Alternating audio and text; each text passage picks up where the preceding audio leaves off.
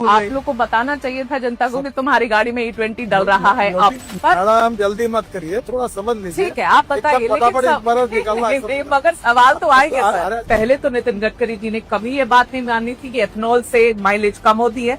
जब हरदीप पुरी जी ने ये बात मानी तब उन्होंने मानी। ब्लेंडेड पेट्रोल जब यूज कर रहे हैं तो माइलेज कम होगी कि नहीं, बस इतना ही पूछा मैंने। आप गलत बोलती हो, फिर समझो। देश की जनता अभी सीरियसली कंफ्यूज है कि नितिन गडकरी जी के पास पेट्रोलियम का कारभार है कि इनके पास ट्रांसपोर्ट का डिपार्टमेंट है। आप एथेनॉल के ब्रांड एम्बेसडर बन के बैठे हुए।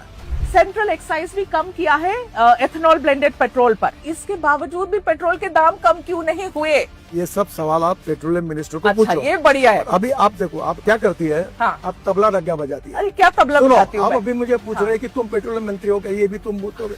सर जो प्योर पेट्रोल है XP 170 रुपीज पर लीटर, 170 रुपए प्रति लीटर, सर कौन भराएगा गाड़ी में, बताओ?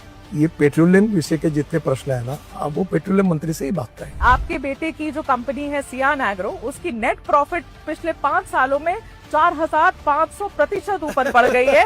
इतने 1000 करोड़ की आप बना देते हैं हाईवे, और आपने एकदम बेस्ट टेक्नोलॉजी, बेस्ट मटेरियल, पहली बारिश घंटा हो जाता है, फिर आप कहेंगे कि सवाल पूछो तो गलत है। ऐसे कैसे? मैं एंटी नेशनल थोड़ी हो जाऊंगी सवाल पूछूंगी तो। मैं आपको दिल्ली देहरादून पूछूंगी, सर उस पे गड्ढे हुए थे सर। आप सबको पेड कैंपेन बोलेंगे, आप कहेंगे सब पेड कैंपेन है, सब ऐसे लोग हैं। ऐसे नहीं, जनता के भी सवाल है ना सर, कभी तो मान लेना चाहिए। अगर कोई बात झूठ बोलने से डिफेमेशन केस होती है। हाँ, आपने जो पढ़ा इसके ऊपर मैं आपके ऊपर डिफेमेशन केस भी कर सकता हूँ।